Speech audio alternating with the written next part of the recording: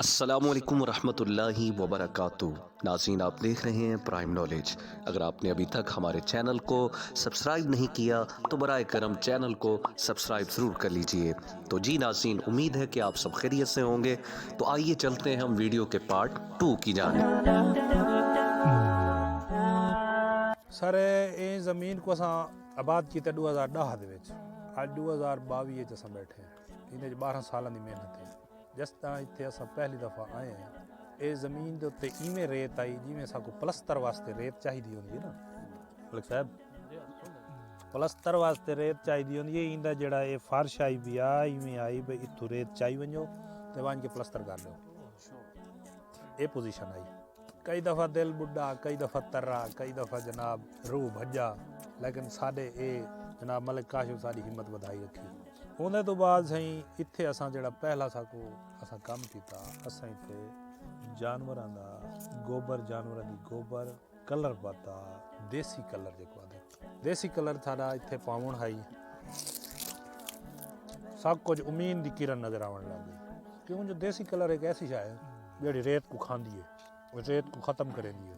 जिमें जिमें असां कलर पाता उवें उवें ही ज़मीन मिट्टी की हालत आवन लग गई, रेत ख़त्म थी लग गई।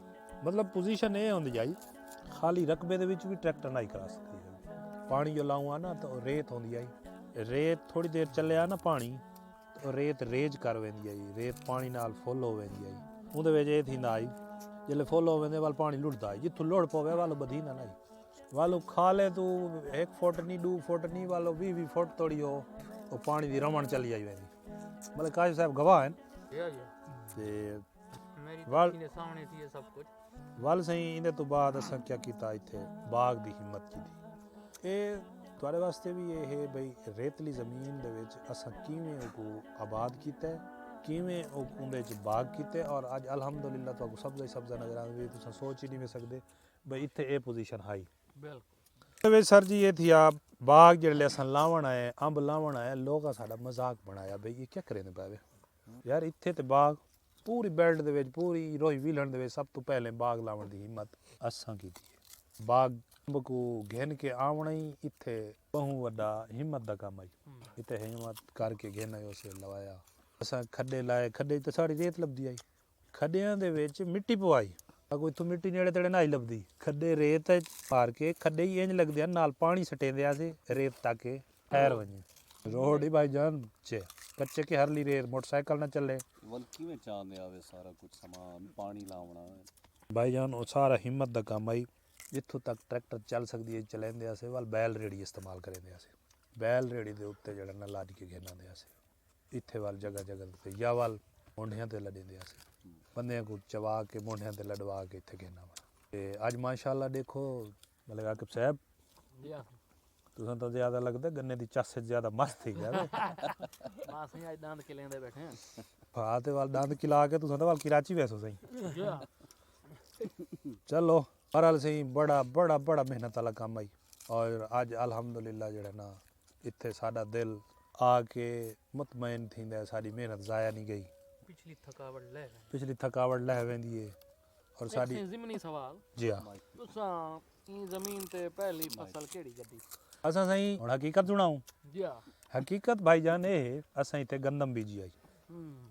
गंदम बीजी वो भी बड़ा बहु ही जबरदस्त साडा तजर्बा आई।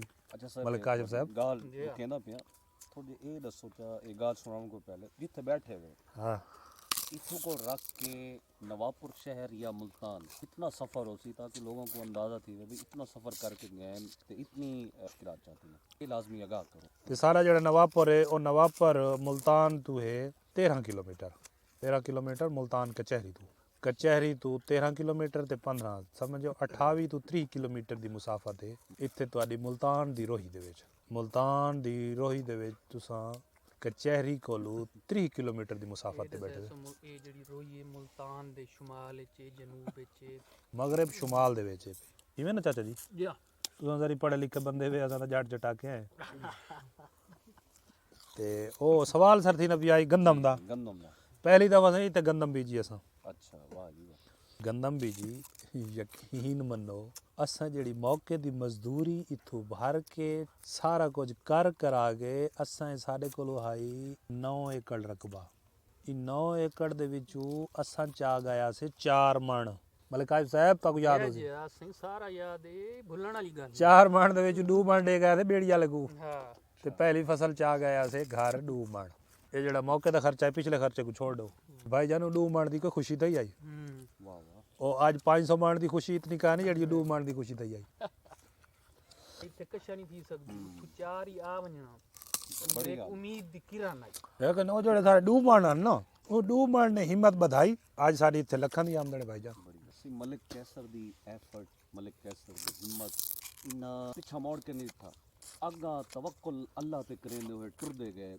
ਅੱਜ ਅੱਲਾਹ ਦੀ ਰਹਿਮਤ ਨਾਲ ਤੁਸੀਂ ਦੇਦੇ ਪਏ ਇਹ ਮਕਾਮ ਤੇ ਪਹੁੰਚ ਚੁੱਕੇ। ਮੈਂ ਆਪਣੇ ਦੇਖਣ ਵਾਲੇ ਨਾਜ਼ਰੀਨ को ਆਖਾਂ ਕੋਈ ਕੰਮ ਹੋਵੇ ਸੀ ਸ਼ੁਰੂ ਵਿੱਚ ਤਾਂ ਮੁਸ਼ਕਿਲਾਤ ਆਣੀ ਹਿੰਮਤ ਨਾ ਹਾਰੋ। ਨਾਮੁਮਕਿਨ ਕੋਈ ਕੰਮ ਨਹੀਂ ਹੁੰਦਾ। ਇਨਸਾਨ ਹੌਸਲੇ ਨਾਲ ਚੱਲਦਾ ਰਹੇ ਤੇ ਇਹਦੀ ਜੀਤੀ ਜਾਗਦੀ ਮਿਸਾਲ ਕਿਬਲਾ ਮਲਿਕ ਕੈਸਰ ਸਾਹਿਬ ਨੇ। ਜੀ ਹਜ਼ੂਰ भाईजान ਤੁਹਾਡੇ ਰਕਬੇ ਜਿੱਥੇ ਹੀ ਹਨ ਤੁਹਾਡੇ ਰਕਬੇ ਦੇ ਗਿਨੋ ਸਾਡੇ ਕਿਤਨੇ ਬੇਟ ਇਨ ਗੈਰਾਬਾਦ ਪੈਂਦਾ ਹੈ तो भाईजान हिम्मत करो अपने अंदर जज्बा घिन के आओ। रकबे छोड़ के मुख्तलिफ काम कीते हैं अग्गा पिछा मामलात मैं तो आखसा देखो जो इहो जी रकबा इहो जी ज़मीन इहो जी आबाद थी सकता है तो तुहाडे रकबे क्यों नहीं आबाद थी सकते। ठीक है असा इतने सारा इतने सफ़ैद नवापरी चौंसा लाया हुआ है या सिंधड़ी लाई हुई है सारी पिछले साल की इतने आमन तकरीबन 5 लाख तो अबाव है सिर्फ अंब की। वो टाइम ही आई असा इतों 2 मण चा के गया से गंदम का और इस साल अस उम्मीद करें इंशाअल्लाह अल्लाह की ज़ात ते साकू भरोसा है भैया अस इतों 8 तो 10 लाख रुपए की इनकम चा के वैसू तो ये तुहाडे वास्ते एक मिसाल है पई जो मेहनत का फल ज़ाया नहीं थींदा। अल्लाह पाक मेहनत का फल ज़ाया नहीं करेंदा। तुसां भाईजान मेहनत करो अपने जिथे तुहाडे इलाके हैं जिहड़ी तुहाडी जगह है उत्थे कोई भी वसाइल हैं बिलफर असां अंब की मिसाल देने बैठे हैं गंदम की मिसाल देने बैठे हैं। तुसां अपने इलाके को विजिट करवाओ कैं अच्छे महर कोलू ते अंब नहीं थी सकता किन्नू थी सकता है खजी थी सकती है मतलब भाई ऐसी चीज़ें थी सकती हैं। जदीद टेक्नोलॉजी आ गई है जिंदे ड्रिप इरीगेशन आ गई है सोलर सिस्टम आ गई है बई चीज़ां मुतारिफ थी चुकी हैं। लिहाजा जेह्ड़े बंजर इलाके हैं बंजर जाइए इन्हां को आबाद करो और ये तुहाडे वास्ते मिसाल है भाई। मैं अपने कैमरामैन जनाब माशाल्लाह सही वही तो सही लगे पैन मेहनत को गन्ने को लगे पैन सही हर कोई तकरीबन गन्ने मजा इतना दुबाला है भाई उन्हें तो दिल नहीं करेगा भाई कैमरे के नेड़े ही आऊं।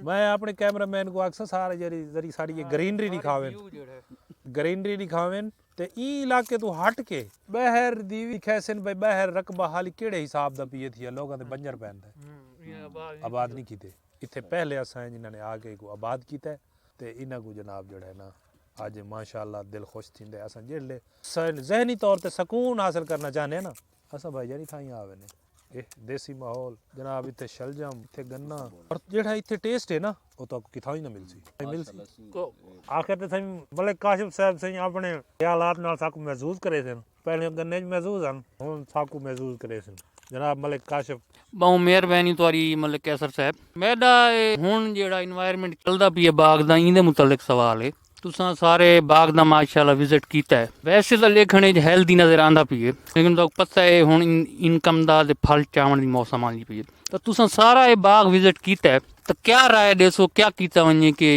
इनकम ते फल जेड़ा है अच्छा आवे क्या खामियां ने उन ते रोशनी पैसो। मेहरबानी साईं काशिफ साहब तुम्हारा सवाल जवाब देसूँ ज़रूर देसूँ भाईजान इवें है बाग अलहमदुलिल्लाह ठीक भी है बहुत ज़बरदस्त भी है। बागां दा जेड़ा अंब दा रुझान है ई टाइम जेड़ा हुण पीरियड अंब दा मौसम दा चलदा पई है ओ है साडा अंब अनूदगी तो बहर आ गई है इंदा जेड़ा सम्मण वाला पीरियड होंदा ओ मुक चुका है हुण ए जड़ कोलू खुराक गिनण लग गई है इंदी हुण बेदारी थींदी पई है। ई टाइम मेरा तो मशवरा है ज़ाती मेरा जेड़ा मशवरा है ज़ाती तजर्बा जेड़ा कुछ मैं को आदा है ਇਹ ਹੈ ਪਿਆ ਜੋ ਤੁਸਾਂ ਪਹਿਲੀ ਫੁਰਸਤ ਦੇ ਵਿੱਚ ਇਹਦੇ ਤਲੇ ਗੋਡੀ ਕਰਾਓ ਹਲਕੀ ਹਲਕੀ ਗੋਡੀ ਕਰਾਓ ਗੋਡੀ ਨਹੀਂ ਵੇ ਕਰਾ ਸਕਦੇ ਤਾਂ ਹਲਕੇ ਹਲਕੇ ਹਲ ਮਰਾ ਦਿਓ ਨਹੀਂ ਤਾਂ ਬੈਸਟ ਇਹ ਬਈ ਗੋਡੀ ਕਰਾਓ ਇੱਕੋ ਥੋੜਾ ਜਿਹਾ ਖੁਸ਼ਕ ਰੱਖੋ ਖੁਸ਼ਕ ਰੱਖ ਕੇ ਨਾ ਇਹ ਟਾਈਮ ਤੁਸਾਂ ਕੋਈ ਖਾਦ ਦੇ ਦਿਓ ਬਿਲਫਰਜ਼ ਯੂਰੀਆ ਦੇ ਦਿਓ ਯੂਰੀਆ ਜ਼ਰਾ ਗਰਮੈਸ਼ ਚ ਆਉਂਦੀ ਹੈ ਗਰਮੈਸ਼ ਦੀ ਵੈਂਦੀ ਹੈ ਯੂਰੀਆ ਦੇ ਸਕਦੇ ਵੇ ਯੂਰੀਆ ਤੋਂ ਬਾਅਦ ਤੁਸਾਂ ਇਹ ਟਾਈਮ ਜ਼ਿੰਕ ਪਾ ਸਕਦੇ ਵੇ ਫਾਸਫੋਰਸ ਪਾ ਸਕਦੇ ਵੇ ਦੇਸੀ ਕਲਰ ਪਾ ਸਕਦੇ ਵੇ ਇੱਥੇ ਇਹ ਟਾਈਮ ਇੱਕ ਹਲਕਾ ਜਿਹਾ ਸਪਰੇ ਮਰਾ ਦਿਓ ਕੋਈ ਵਿੱਚ ਤੇਲਾ ਬੈਠਾ ਹੋ ਸੀ ਕੋਈ ਵਿੱਚ ਹੱਪ ਪਰਵੜਾ ਪਿਆ ਹੋ ਸੀ ਕੋਈ ਜਨਾਬ ਜਿਹੜਾ ਹੈ ਛੋਟੀ ਮੋਟੀ ਬਿਮਾਰੀ ਹੋ ਸੀ ਤਾਂ ਉਹ ਤੁਹਾਡੀ ਖਤਮ ਥੀ ਵੇ ਸੀ।